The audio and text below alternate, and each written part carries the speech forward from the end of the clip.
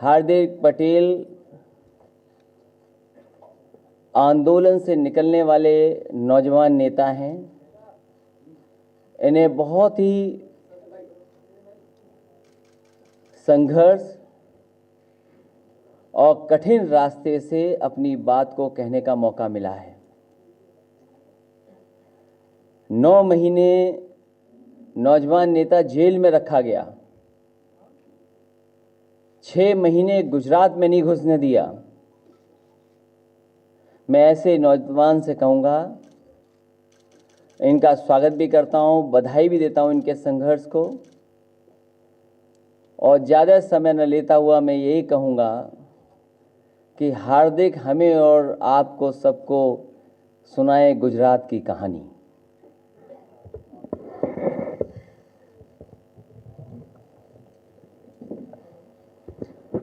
सभी प्रदेश के साथी, आपके प्रदेश के पूर्व मुख्यमंत्री अखिलेश यादव जी, सब हमारे साथ बैठे हुए समाजवादी पार्टी के प्रमुख पूर्वधार, आप सभी का मैं हार्दिक स्वागत करता हूँ।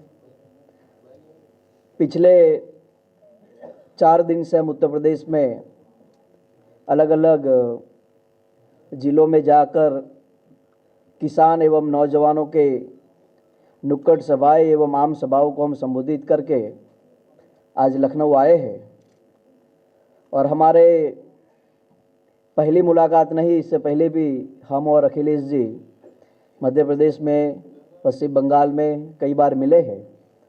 तो आज हम उनकी चाय पीने के लिए आए थे, क्योंकि चाय पीते पीते अच्छी बात होती है, ऐसा हमारे प्रधानमंत्री जी ने कहा है। तो हमने चाय पीते पीते थोड़ी अच्छी बात करने का प्रयास किया है। जिस हिसाब से कश्मीर के पुलवामा में हमारे आतंकियों द्वारा हमारे जवानों पर जो हमला हुआ है, उसमें हमारे जवान जो शहीद हुए, उसमें से 13 जवान तो इस उत्तर प्रदेश की मिट्टी के थे। तो हम उनको हृदय से श्रद्धांजलि अर्पित करते हैं। और हमने अखिलेश जी को कहा है कि सीआरपीएफ का जो अर्धसैनिक बल है, मैं चाहता हूं कि आप ये मांग उठाएं कि उनको पूर्ण सैनिक बल का दर्जा भी मिले और सरकारी रिकॉर्ड पर सीआरपीएफ के जवान को शहीद का भी दर्जा मिले। साथ ही साथ उत्तर प्रदेश की सामाजिक, भौगोलिक और राजनीति की चर्चा भी हमने की है। आशा रखते हैं कि जिस हिसाब से गुजरात के एक व्यक्ति ने उत्तर प्रदेश आकर इस देश की बागडोर संभाली है, तो इस बार भी 2019 के चुनाव में उत्तर प्रदेश की भूमिका काफ़ी मजबूत और प्रमुख स्थान पर रहे। आज देश के हालात जिस तरह से काम कर रहे हैं, चाहे बेरोजगारी का मुद्दा हो, चाहे किसानों का मुद्दा हो, चाहे देश की सुरक्षा का ही मामला क्यों ना हो, इस पर पूरे 125 करोड़ से ज़्यादा हिंदुस्तानी एकजुट होकर लड़ रहे हैं। लेकिन आज देश का यूथ, देश का किसान जिस मुश्किल से चल रहा है, उस मुश्किल को कहीं ना कहीं हम लोगों को ढूंढने की ज़रूरत है। गुजरात के अंदर जो गुजरात का मॉडल दिखाकर प्रधानमंत्री जी ने आज देश की हालात इतनी बदतर कर रखी है कि गुजरात मॉडल ऐसा नहीं था। मैंने कल भी प्रतापगढ़ में कहा था कि गुजरात में आज भी गुजरात मॉडल के नाम पर जो राजनीति होती है, लेकिन गुजरात के आज भी 20 जिलों में सिंचाई के लिए पानी नहीं है। आज भी गुजरात का नौजवान बेरोजगारी के तट पर खड़ा है। आज भी गुजरात का किसान आत्महत्या कर रहा है। और जो व्यक्ति प्रधानमंत्री के खिलाफ बात करता है, या फिर वो विपक्ष का आदमी हो जाता है या देशद्रोही हो जाता है। तो मुझे लगता है कि इन सारी चीज़ों के खिलाफ देश की सारी प्रमुख विपक्ष पार्टियों को एकजुट होना चाहिए और इन लोगों को सामने लड़ने की ज़रूरत है। कल मैं प्रतापगढ़, सुल्तानपुर और उससे पहले मैं मिर्ज़ापुर, सोनभद्र गया था। यहाँ के लोग भारतीय जनता पार्टी से काफ़ी त्रस्त है। कोई व्यक्ति योगी आदित्यनाथ को योगी कहने के लिए तैयार नहीं है। सब लोग अजय बिष्ठी बोल रहे हैं। सब लोग योगी आदित्यनाथ की जो कार्यशैली उस पर सवाल करते हैं। कानून व्यवस्था पूरी तरह से ध्वस्त हो चुकी है। और जिस तरह से 2017 का चुनाव ये लोग कानून व्यवस्था के नाम पर चुनाव लड़े थे, सुरक्षा के नाम पर चुनाव लड़े थे, कहीं ना कहीं इन सरकार में पूरी तरह से यहाँ की सुरक्षा कानून व्यवस्था खत्म हो चुका है। मैंने परसों भी कहा था कि बुंदेलशहर में जिस तरह से पुलिस इंस्पेक्टर की हत्या हुई, उससे पहले उन्नाव में बलात्कार हुए, आगरा में बलात्कार की घटनाएं हुई, इन सारे मुद्दों पर यहाँ के लोगों को जागरूक होने की जरूरत है। और एकमात्र ऐसा प्रदेश उत्तर प्रदेश है पूरे देश में जहाँ पर 85% लोग मजदूरी और किसानी के साथ जुड़े हुए लोग हैं, गरीब लोग हैं। और इन गरीब मजदूर पिछड़े लोगों के लिए यहाँ की सरकार ने कोई काम करना कहीं ना कहीं वाजिब नहीं समझा है। अभी कल भी हम प्रतापगढ़ में जहाँ गए थे, हम सामंतवाद किसी जात को नहीं कहते। सामंतवाद का मतलब होता है गुंडे लोग। और कल हमने प्रतापगढ़ में देखा एक कुर्मी समाज का लड़का पिछले 5 महीनों से गायब है। वहाँ के उनके परिवार के लोग जब पुलिस स्टेशन में एफआईआर करने जाते हैं तो उनकी एफआईआर नहीं ली जा रही है। तो इनके खिलाफ हम यहाँ पर कहीं ना कहीं घूमते हैं, लोगों से मिलते हैं। और अभी तो 25 साल की उम्र है, बहुत कुछ सीखना है हमें। तो हमने सोचा कि उत्तर प्रदेश की राजनीति को समझ लेंगे तो पूरे देश की राजनीति को समझ जाएंगे। क्योंकि यहाँ की राजनीति, यहाँ की सामाजिक स्थिति, यहाँ की भौगोलिक स्थिति पूरे हिंदुस्तान से काफ़ी अलग है। और इसलिए हम यहाँ पर आते हैं, लोगों से मिलते हैं। और बड़े गजब की बात यह भी है कि यहाँ के लोग बड़े प्यारे लोग हैं, बहुत अच्छे लोग हैं। जिस तरह से आज मोदी जी प्रधानमंत्री बने, लेकिन उससे पहले जब भी गुजरात में वो बात करते तो यूपी बिहार को कोसने की ही बात करते थे। लेकिन आज उनका दिल्ली का रास्ता माँ गंगा के चरणों से आकर चला है और आज वो देश के प्रधानमंत्री बने हैं। लेकिन जो सपना उत्तर प्रदेश पूरे हिंदुस्तान के लोगों ने प्रधानमंत्री पर देखा था, उस सपना उन्होंने पूरा नहीं किया। लोग आज अपने आप को ठगा हुआ महसूस करते हैं। ना 15 लाख रुपए खाते में आए, ना दाऊद वापिस आया, ना 2 करोड़ रोजगार मिले, ना स्वामीनाथन रिपोर्ट लागू हुई। तो इन सब मुद्दों के खिलाफ हम लोग लड़ते हैं। हम किसी पार्टी के समर्थक या किसी पार्टी के विरोध में नहीं है, लेकिन इतना जरूर है कि उनकी नीति और सिद्धांतों के खिलाफ है जिन लोगों ने इस देश को बर्बाद करने का काम किया है, यहाँ की प्रमुख संस्थाओं को बर्बाद करने का काम किया है। और आज देश को मजबूत लोगों की जरूरत है, मजबूत सत्ता की जरूरत है। और राष्ट्रभक्ति और राष्ट्रद्रोही का मायना हम लोगों को समझने की जरूरत नहीं है। अगर देश के युवाओं को रोजगार मिल जाए, किसानों को फसल के सही दाम मिल जाए, देश की सुरक्षा ठीक से चले, संविधान पर कोई खतरा ना आए, अगर उस पर जो कोई काम करता है उससे बड़ा देशभक्त कोई नहीं हो सकता। लेकिन इन्होंने इन सारी मर्यादाओं को खत्म करने का काम किया है। आजाद हिंदुस्तान में पहली बार यह हुआ कि जंतर मंतर पर संविधान की कापियां जलाई गई और बाबा साहब आम्बेडकर मुर्दाबाद के नारे लगे भारतीय जनता पार्टी के राज में। तो इसके खिलाफ हम लोग बोलते हैं। जब हम 2014 से पहले देखते थे कि यूपीए गवर्नमेंट के सामने जब अन्ना हजारे आंदोलन कर रहे थे तो लोग उनको बड़ा देशभक्त कहते थे, और आज हम भारतीय जनता पार्टी के सामने आंदोलन करते हैं तो लोग हमें देशद्रोही कहते हैं। तो जो फर्क है उस फर्क के साथ हम लोग निकले हैं। लोगों की नीति, लोगों की सोच, लोगों के सिद्धांत को समझना चाहते हैं। और 2019 में तानाशाही और हिटलर वाली सरकार को यहाँ से भगाना चाहते हैं। ये सिर्फ मेरी बात नहीं है, पूरे हिंदुस्तान के नौजवानों की आवाज़ है और पूरे देश के नौजवान इस पर काम भी करेंगे। मैं सिर्फ और सिर्फ उत्तर प्रदेश में यहाँ के लोगों को मिलने के लिए आया हूँ, लोगों से मिलता भी हूँ, लगभग पिछले 3-4 महीने से लगातार आता हूँ। लेकिन आज मीडिया से पहली बार रूबरू हुआ हूँ। पूर्व मुख्यमंत्री जी से भी मिलने के लिए आया हूँ। अच्छा लगा सबको मिलकर, यहाँ की बहुत सारी चीज़ों को समझने का मैंने प्रयास किया है और भरोसा भी है अखिलेश जी पर कि ये जो समस्या है उन समस्या का समाधान करके यहाँ के लोगों के लिए काफ़ी अच्छा काम करेंगे। और इन्होंने 2017 से पहले यहाँ पर काफ़ी अच्छा काम किया है। इसका उदाहरण ये है कि गुजरात मॉडल में अभी तक मेट्रो नहीं आई। इससे बड़ा उदाहरण कोई नहीं हो सकता।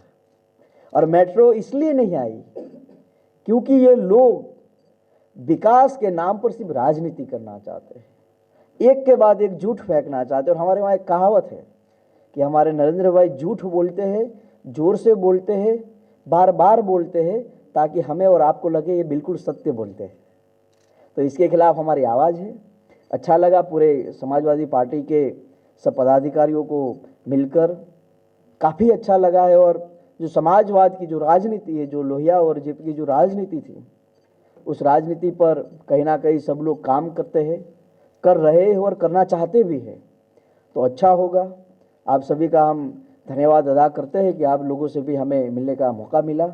आशा रखते हैं कि बहुत जल्द से जल्द जो हमारे जवान शहीद हुए हैं उनकी आत्मा को शांति मिले, उन पर जिन्होंने भी ये गलत कार्य किया है उनके खिलाफ जल्द से जल्द कार्यवाही की जाए।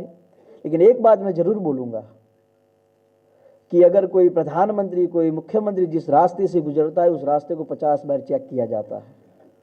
खुफिया एजेंसी के बार बार अलर्ट के बाद भी हमारे जवान जिस रास्ते से जाने वाले थे उस रास्ते को चेक क्यों नहीं किया गया, ये सवाल होता है। हम किसी पर सवाल या कोई विवादित बात नहीं कर रहे, लेकिन आज देश की बात है और देश की सुरक्षा की बात है। क्योंकि बिना युद्ध अगर जब जवान शहीद होता है तो दुख लगता है, क्योंकि आज कई लोगों की मांगे उजड़ गई है, कई लोगों का बेटा मर गया, कई लोगों के पापा मर गए हैं। तो ये सवाल उठते हैं और ये सवाल अगली बार न उठे, इसके लिए काम करने की काफ़ी इस सरकार को ज़रूरत है। आशा रखते हैं कि ये सरकार काम करेगी। धन्यवाद।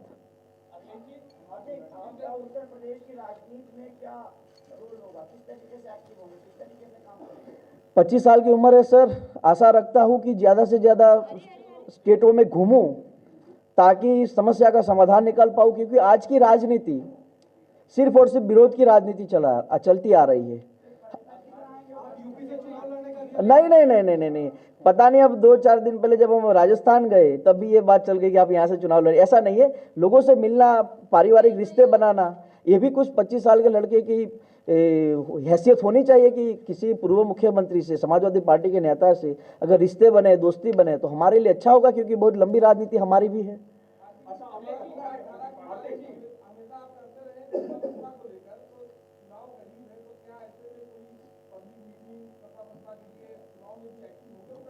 भारतीय जनता पार्टी के खिलाफ, संविधान के खिलाफ जो भी पार्टी सत्ता में बैठी है, इसके खिलाफ जो भी लोग इकट्ठे होंगे हम उनके साथ हैं। क्योंकि हमें देश बचाना है, हमें देश को मजबूत करना है, डॉक्टर भीमराव अंबेडकर द्वारा बनाए हुए संविधान को बचाना है। और मेरा देश किसी मोदी की सरकार से नहीं चलता, मेरा देश संविधान से चलता है। इसलिए संविधान के समर्थन में जो भी लोग हैं उनके साथ हम खड़े हैं। हम तो कहते कि सरकार के खिलाफ चाहे कांग्रेस हो, सपा हो, बसपा हो, हम सबके दोस्त हैं। लेकिन आज हम सपा के मंच पे हैं तो सपा के पहले दोस्त हुए ना।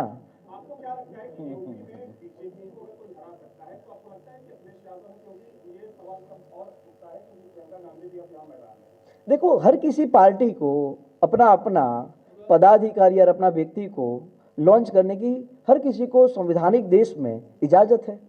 यहाँ पर सपा बसपा का गठबंधन हुआ है, हम तो 4 दिन से घूमे, लोग कहते काफ़ी मजबूत गठबंधन हुआ है, इससे फायदा भी होगा, कहीं ना कहीं भाजपा को नुकसान भी होगा। और बात रही कांग्रेस की, तो कांग्रेस ने भी मान लो कि प्रियंका जी को यहाँ पर लॉन्च किया है, वो भी यहाँ पर कार्यक्रम कर रहे हैं। तो हर पार्टी अपने अपने तरीके से काम कर सकती है। लेकिन अगर हम भी बीजेपी की तरह करने लगेंगे कि नहीं उनको हम काम नहीं करने देंगे, हम ही करेंगे, तो हम में और बीजेपी में क्या फर्क है? देखो, हमने तो जब पहले भी मिले तब भी हमने कहा था कि सबको साथ आकर लड़ना चाहिए। अब मान लो कि हम दोनों दोस्त हो गए और तीसरा दोस्त ना आए, तो इसमें हम क्या करें?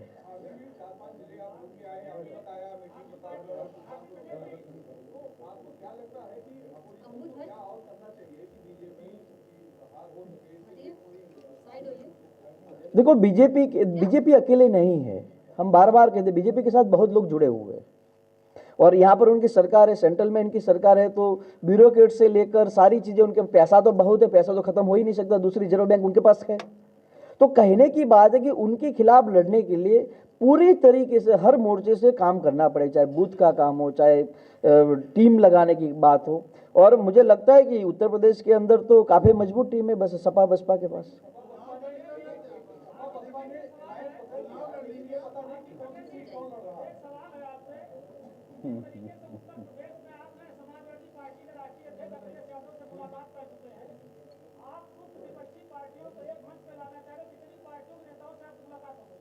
देखो, हम तो अखिलेश जी से मिले, हम तो बहुत महीने पहले मायावती जी से भी बात हुई थी, हम आपसे मिलना चाहते हैं।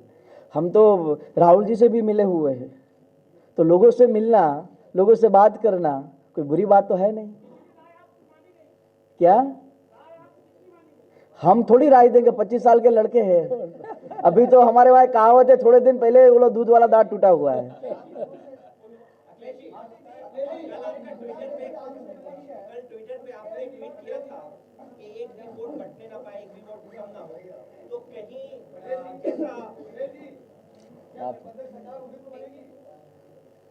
तानाशाह और संविधान के खिलाफ जो भी काम कर रहे हैं उनको हरा कर एक नई सरकार आएगी जो संविधान को मजबूत करेगी।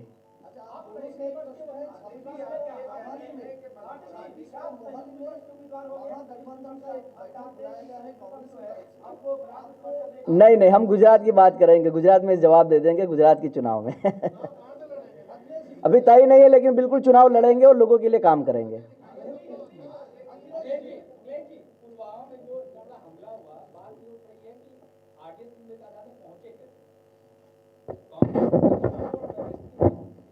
मैं हार्दिक पटेल जी का धन्यवाद देता हूं और बधाई देता हूं।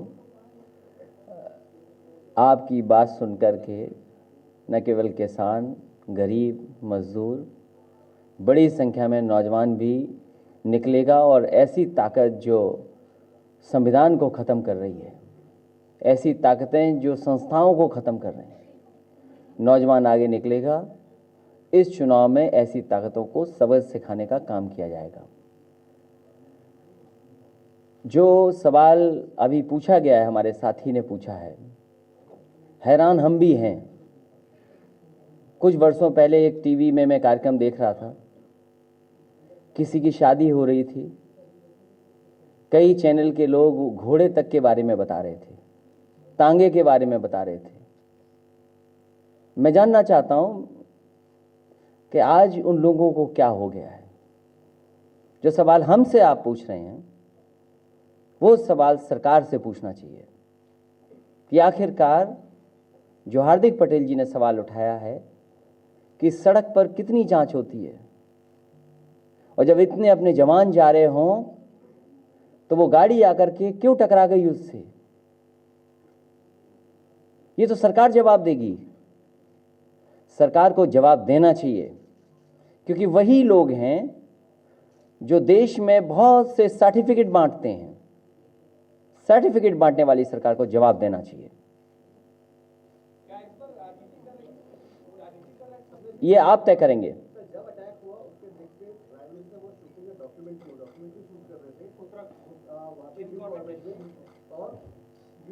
मुझे तो ये बताया गया है कि जब तक उस समय तक जवान नहीं पहुंचे थे घरों तक, केवल सूचना आई थी, सब दुखी थे परिवार, लेकिन उत्तर प्रदेश में ही शिलान्यास और उद्घाटन हो रहे थे।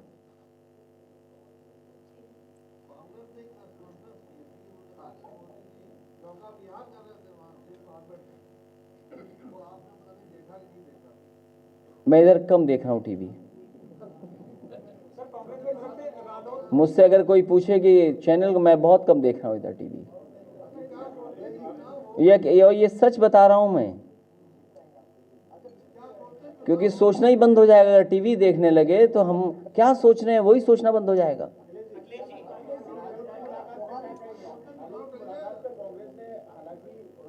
किसकी मुलाकात पे?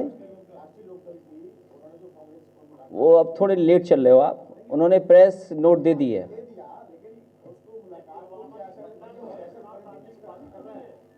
चुनाव समय पर होंगे, जनता इंतजार कर रही है चुनाव की तारीख का। मैं सभी पत्रकार साथियों का एक बार फिर धन्यवाद देता हूं। सर, एक सवाल हार्दिक पटेल जी से आज आपकी मुलाकात हुई, उन्होंने कहा कि मैं उत्तर प्रदेश से चुनाव नहीं लड़ूंगा। क्या आप लोग की तरफ से इनको पेशकश होगी कि उत्तर प्रदेश में चुनाव की तारीख आ जाए, उसके बाद तय होगा चुनाव कौन लड़ेगा नहीं लड़ेगा। अभी चुनाव की तारीख कहाँ आ गई है? अच्छी बात है। ये सरकार की जिम्मेदारी है कि कहीं किसी का, आम नागरिक का नुकसान न हो। संविधान और देश का कानून सभी को बराबर से देखता है।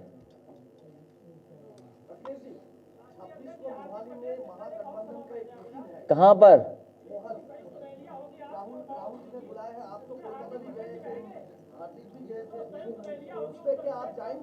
मुझे तो जानकारी नहीं है, मुझे जानकारी नहीं है। हाँ, मुझे जानकारी नहीं है।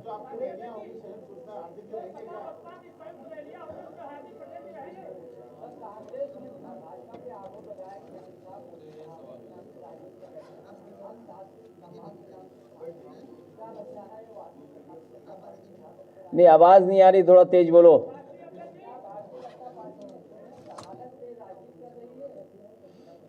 भारतीय जनता पार्टी हर जगह राजनीति करती है। जाएं अब? बहुत धन्यवाद आपका। अच्छा, बहुत धन्यवाद। हाँ? ठीक है, ठीक है। आइए पाल साहब, खड़े हो जाइए। आइए पाल साहब।